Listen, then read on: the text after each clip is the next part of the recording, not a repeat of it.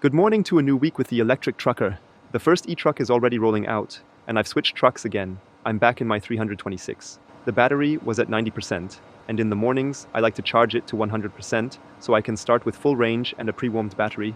Now I'm doing a quick pre-departure check.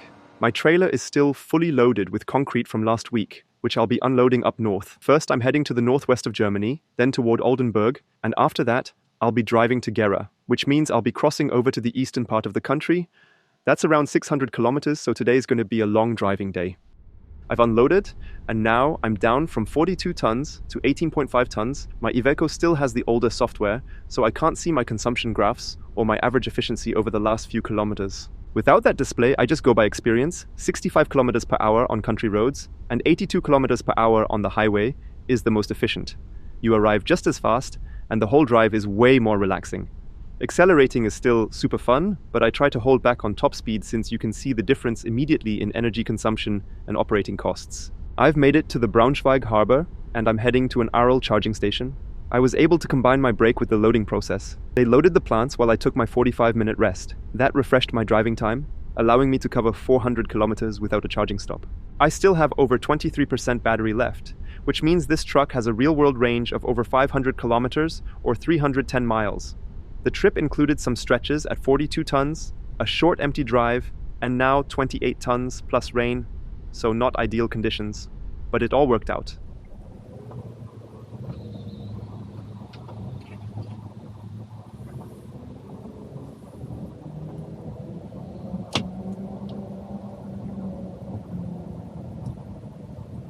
This station is right next to the highway, making it super convenient, and there's plenty of space for the trailer.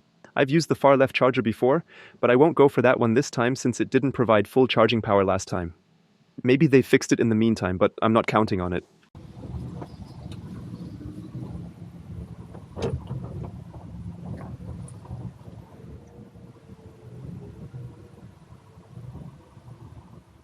Whoa.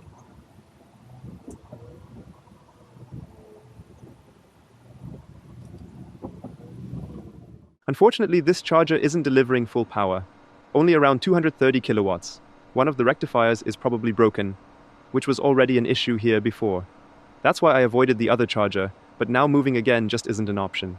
I also see a red light on another charger in the back.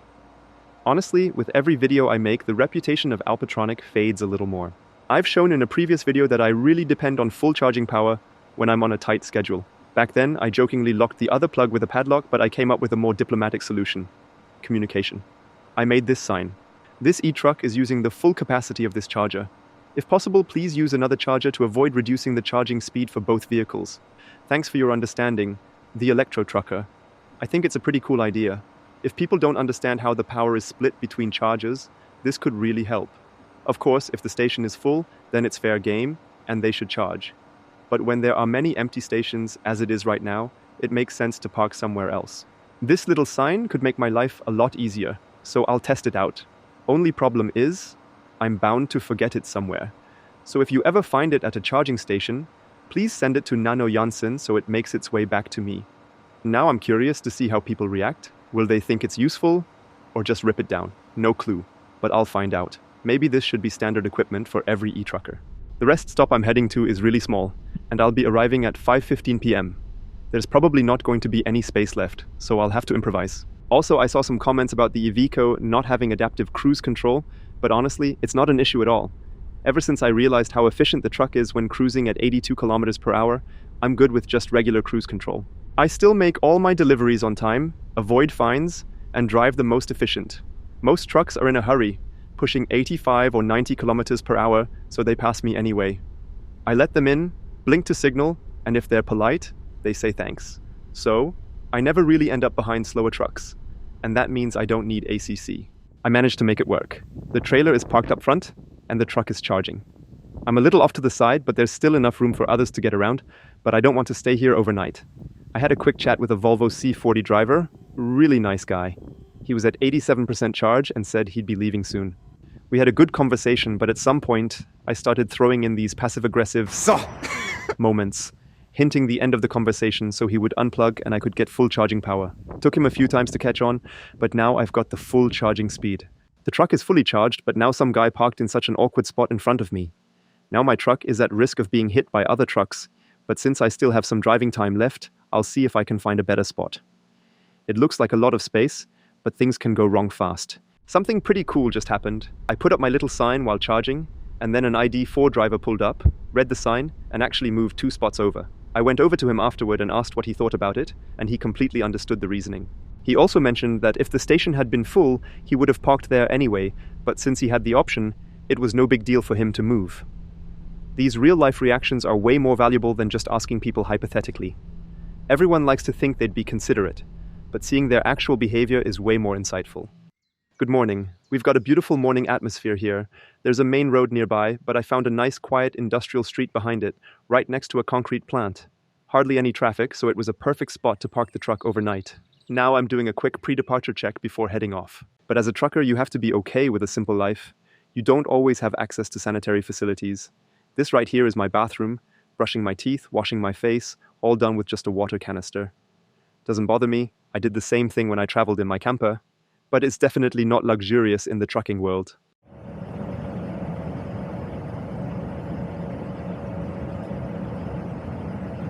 They don't open until 9 a.m., so I've got a 40-minute break now.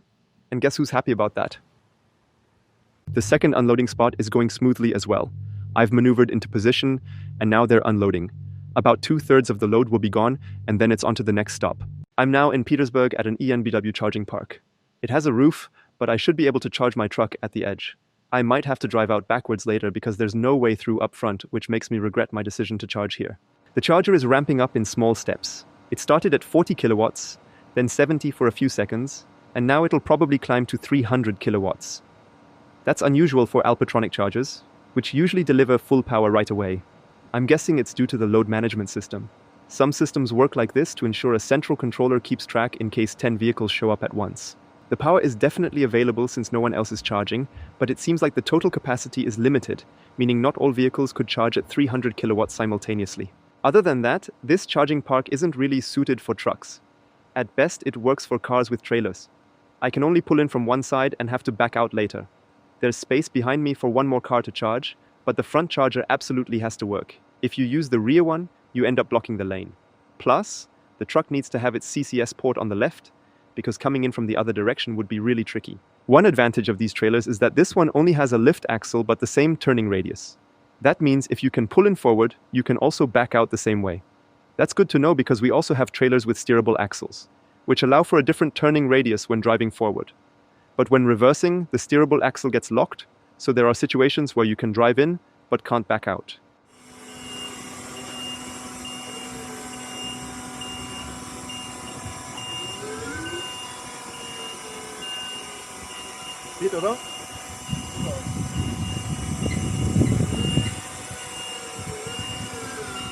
The third drop-off is done. That one was a challenge because according to the GPS there was no road access. So I called to double check, and there was another one of those phantom height restrictions that didn't exist. Better to call once more and be sure than get stuck and lose half a day. Now I've got empty containers loaded all the way at the back, and I'm heading to Wolfsburg. We do a lot of runs for Volkswagen, and this time I'm driving from Wolfsburg to Emden, with a scheduled slot tomorrow morning. I can't film there, but at least you know where I'm going. Now I'm driving to my favorite rest stop. I could keep driving, but I want to get a good parking spot. I'll get there around 5:30 p.m. and it has an Ionity charging station, plus a supermarket across the street, making it the perfect stop. And tomorrow is a relaxed start since my slot isn't until 10:30 a.m. The battery is at 82% after my earlier charging stop, so it will all work out.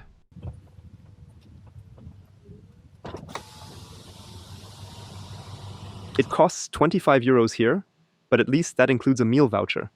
Let's see what the restaurant actually offers. Usually, it's not much. According to the truck, it will only take 40 minutes to fully charge, which seems surprisingly quick. And these are the standard markings of a charging spot, and it shows that a truck by itself isn't that massive. There's still some space behind me, the width fits, and I'm properly parked up front. If charging spots are designed with these dimensions in mind, charging here with a truck is no problem at all. I laid out my towel in the back, and that's it for the day. Gonna take a walk with the dog, use up my meal voucher, and see what tomorrow brings. A valid question at this location is whether those Shell charging points under the gas station canopy are finally operational. The answer? Nope. After 5 weeks, there's still a construction fence around them, and the chargers have no power. But Shell's charging rates aren't competitive anyway.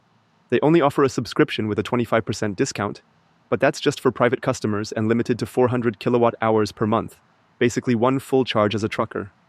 Other than that, their pricing just doesn't make sense, so I wouldn't charge here anyway. And now, a little shout out to the Iveco Nord team. You guys know these stickers that show compatibility across charging stations. The Iveco never had one, and I pointed it out in a video, and now, there's a sticker. This morning, I couldn't film at the Volkswagen's factory grounds. But when you check in, you don't just get a regular pager, you get a smartphone that you can't interact with, but it shows your status, what to do next, and where to go. Some next-level logistics. And you can tell how complex factory logistics are, making sure every truck is in the right place at the right time. It took a while because I had to wait for my slot, but now I'm fully loaded and already on the highway toward Emden, where I'll unload today since the automotive plant is still running late into the evening. I don't have enough driving time to make it there without a stop, so I'll stop and charge along the way. The range would actually be enough to make it through the day, but since I have to stop anyway, I might as well plug in. These are the limits of just-in-time logistics. I have an unloading slot at 6 p.m., but according to the GPS and the traffic near Bremen, I'll arrive at 6:21 p.m. On top of that, I still have 2 hours of driving left, but can only legally drive for another hour and 40 minutes, meaning I have to take a break. Which means I'll definitely get there after 7 p.m. Hopefully, things will be more relaxed in the evening, but I'm expecting more waiting time. It is a tight schedule, but I guess there weren't any later slots available, otherwise they would have booked one for me. If I'm not unloaded by 9 p.m., I have to return to the depot. Let's hope that I can get everything off the truck today, otherwise it'll just cause delays in the coming days, making things way more complicated. I had to drive all the way forward since every meter counts here. Worst case, a diesel truck filling up will have to back out from the pump, but cars can still get by, so it should work out. But super convenient, especially now when every minute matters. This charging station has already thrown an error twice, and when that happens, there's nothing you can do. If I try to start charging again, it just says error and not available.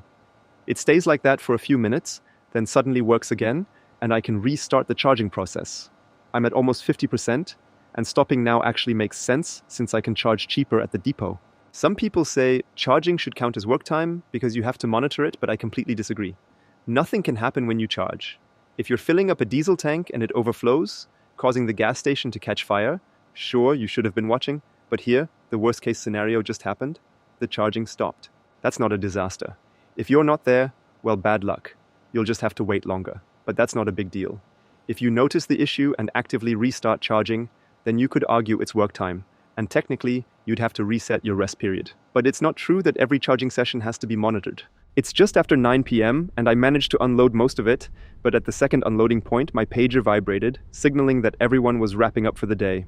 Unfortunately, I still have 4 pallets left in the back that I couldn't unload. They said I should just stay on the parking lot, and they'll unload it tomorrow at 5:30 a.m. But I called dispatch, and they said if I start that early, I won't have enough shift time to drive another route tomorrow. So the plan is to head back to Leer, and another driver will unload it tomorrow. My day is starting a bit more relaxed today. I'm leaving in the late morning and have 2 tours between Oldenburg and Emden, and tomorrow I will take a full trailer to Mannheim. Otherwise, I just went for a 30-minute run to stay in shape. I also started a little running group for running truckers. It's just a WhatsApp group where you can post when you're active, and the only rule is that if you don't do anything for 2 weeks, you're out. Before I head out on my tour, I've just received a new trailer, which I'm currently testing to make sure everything works. It's a relatively new Krone trailer with a rear steering axle, a front lift axle, and it also has a forklift pickup at the back. We don't have fixed trailers, but when I'm doing long-distance transport from Monday to Friday, I usually keep the trailer for the whole week. The only downside is that it doesn't have any storage compartments. There's no space at the back because the forklift needs to fit, but there's nothing on the sides either. It's a bit of a challenge, but maybe in the future, many trailers will also have batteries stored there. So this could be a test run to see how to manage without storage. And this one needs to go for inspection, so before I start my tour, I'll get it inspected, which I've never done before. I just met some folks from Siemens and also from the battery manufacturer that supplies the battery packs for the trucks. One of those storage cabinets has less battery capacity than this truck. I've shown those 6 kilowatt-hour packs before, and this one has 120 of them. They explained to me that in stationary storage, space isn't an issue. They also told me that with huge packs like the ones in the trucks, you always need a forklift, and sometimes there's just no space. So They're pretty glad they can carry the packs with just 2 people. I'm under the trailer, but honestly, it's not that exciting. What's really exciting is the view under the Iveco. You can see the E-axle clearly from underneath, along with the air suspension's bellows and the double tires. The E-axle is a massive component. Just look at how far it extends forward.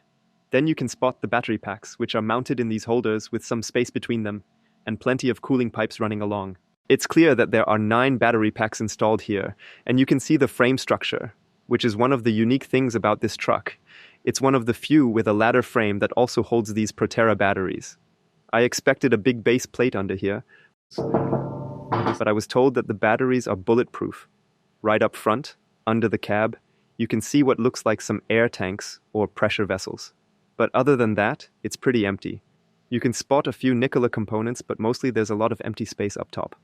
But you don't get to see this every day.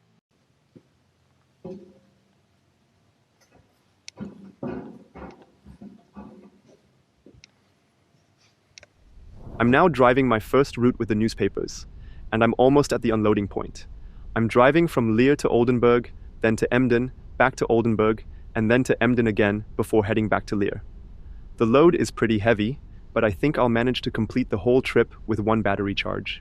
The trailer had no issues, so it got its sticker. Many people don't know that vehicles above a certain weight class not only need the regular inspection, but also have to undergo a safety inspection. This happens 6 months after the regular inspection, meaning these vehicles are checked every 6 months. In the first 2 years, no safety inspection is required, but now that the trailer is 2 years old, it must be checked every 6 months. I think it's great that vehicles operating here in Germany really meet high technical safety standards. This weekend, the E4 Festival will take place at the Hockenheim Ring, which is a big test event where you can try out various cars. There will be an exhibition and different expert talks. Friday is the expert day, or the business day, and Saturday and Sunday are for the general public. I'll be attending, showcasing the Iveco, explaining a bit about it, and also taking a few laps on the Hockenheim Ring. Last year I also participated in the event. There's always a 24-hour race happening alongside it, and we raced a Hyundai Ioniq Classic, which we had at Charge X. There are 4 different performance classes, and we competed in the weakest one with the battery's size under 35 kilowatt hours. Not only did we win the 4th class, but we also won the 3rd class. We drove the most laps and passed so many cars, because the Ioniq Classic is incredibly efficient. If the race had lasted a few hours longer, we would have eventually caught up with the Lucid Air, which won due to its massive battery. The trailer is closed, and with that I finished my second tour for today. It was actually pretty exhausting. I hauled 64 pallets here, which were really heavy, and I had to use the pallet jack to move them from front to back. It was physically demanding, but it's done. With this kind of work, you really realize how physically demanding the job can be. Sure, you could complain, but I actually see it as a positive. In the past, I would go to the gym after work, but now I combine the two, staying fit while doing my job. As long as you pay attention to your posture and back, the work has to be done anyway, and I actually prefer doing the more demanding tasks, because that's how you truly learn this job. It's 10 p.m., and I've handed in my papers, and now I'm done for the day. Back in my Charge X days, I used to update and repair charging stations at all kinds of wild hours, but Siemens does the same. They're here at the moment. The charging stations have this disco lighting, but now the battery storage is lighting up too. But it's even funnier because right across from here is the local airport in Leer. I can already picture it, this line of green lights here. It's only a matter of time before the first plane crashes here. Hopefully, in 2 years, this video won't be viewed with hindsight saying, they should have known.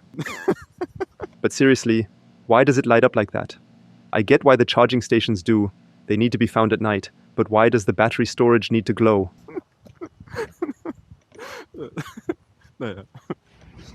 I'm about to get loaded for my weekend tour, and for the tour right after, I've got an electric forklift on the back. This is the coolest combination you could ever imagine. This is the peak of this channel. We've got an electric truck with 738 kilowatt hours, an electric forklift with a 17 kilowatt hour LFP battery hanging off the back, and a trailer with a steering axle. I'm so excited to be on the road with this setup, and I even did a little trickery. Normally, the trailer's license plate would go on the trailer, but since all the forklifts have their plates up top, I thought, why not put an electro trucker sign on there? Now it's fully equipped. This is literally the most modern combination in all of Europe. And the rear axle load issue is no longer a problem, because it's got only 5.9 tons on the back. It's still a lot, but it drives without any issues. But it is extremely long, with a massive wheelbase, and now the forklift is added at the back, along with the steering axle. This means that when it's loaded and both these axles are engaged, the pivot point is between the two axles. When it turns around in the back, it swings out incredibly wide. You need to be aware of that because driving with this trailer and forklift is a completely different experience. Now you have to drive even closer to objects to minimize how much it swings out at the back. I'm loaded and heading south, but it's already 4 p.m. because the loading took quite a while. I'm dealing with some shift time constraints, but everything should still work out. There's also been another change of plans. For the special tour next week, I actually don't need the forklift anymore. But right now, I'm hoping to make it to the Hockenheim Ring tonight. If I need to take another 9-hour break, I think I'd get there too late tomorrow. And I still need to figure out where I can get the truck washed. First part of the job is done, and the forklift is back at the depot. But we will see each other again. Here's a cool anecdote. Rudiger, who also drives a Volvo electric truck for us, is also the shepherd for these sheep. After he's done with his shift, he heads over to take care of his sheep. I've just arrived in Düsseldorf. My driving time is almost up, and the charge is quite low because I drove quite a bit before this shift. But luckily, the chargers here are free. Wait a minute. There's a charging station missing. 1, 2, 3. There was a third one. You can all confirm it. Where did it go? I depend on this charging stop to charge for exactly 45 minutes and then get to the Hockenheim Ring, all within my shift time. I plugged it into the charging station, but it only had 150 kilowatts on both ports. I thought, why complain? I need a quick solution because every minute counts. So I moved forward to the other charging station, but that one also only gave me 150 kilowatts. I figured I had the backup option with the car chargers, so I parked there too, but still only 150 kilowatts. And next to me, there was a Porsche charging at just 100 kilowatts. So the whole charging park had problems. This is the first time my plan hasn't worked. Now I'm charging with 150 kilowatts, and I just have to figure out how to make it to my next stop within the shift time. And of course, finding a parking space in the middle of the night is something I wanted to avoid. But you have to look at it positively. It took 3 months and almost 30,000 kilometers before this happened, and it didn't go wrong because there are too few charging points, but because they were unreliable, which is a much easier problem to solve. No need to dig into the ground, just send out a few technicians. So I'm staying optimistic. I could have gone to the Hilden charging park, just around the corner if I reacted earlier, but when you push things to the limit like I've done now, it comes with certain risks. And when you take risks, sometimes things don't work out. I'm back on the road with less battery than planned. I won't make it to Hockenheim in time, but that also means my biorhythm will stay intact because I'm going to bed earlier. And tomorrow things don't start until 9 a.m. anyway. So no big deal. I'm heading to Bad Honnef now, and they have a truck wash there. I'm doing a regular charging session, and by pure chance, I've ended up right in the middle of a trucker meetup with some really awesome vehicles. There are some super cool Ivecos, amazing Scanias, and even some older vehicles in the back.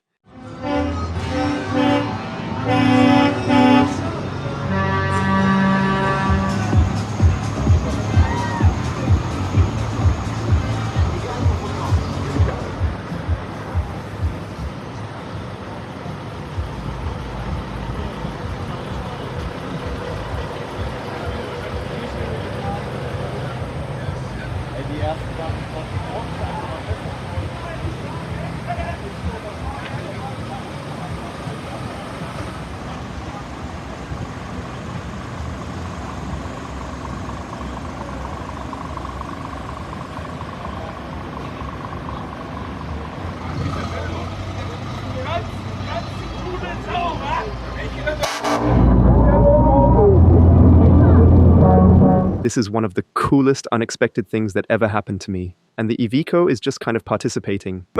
I find it funny how it's parked in the second row, looking like it wants to be part of the action, but is not modified at all. The truck wash is actually closed tomorrow morning, so I'm getting my turn now. And today had a great life lesson. When something goes wrong in life, it actually opens a door for something new.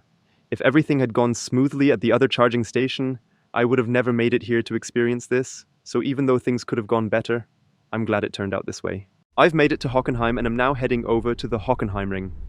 I'm looking forward to 2 days of relaxed conversations, great food, and the 24-hour race. Personally, I'm much more interested in the most efficient electric vehicles than the ones with the big batteries.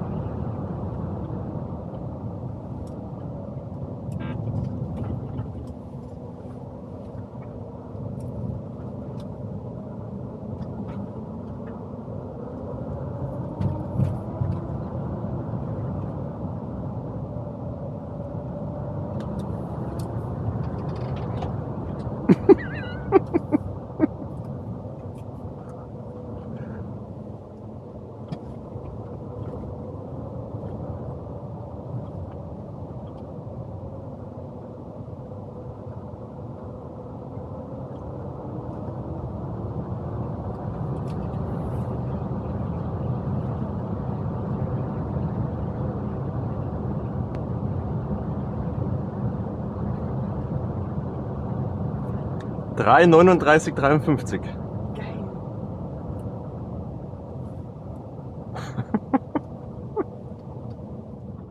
My day at the Hockenheim Ring is over.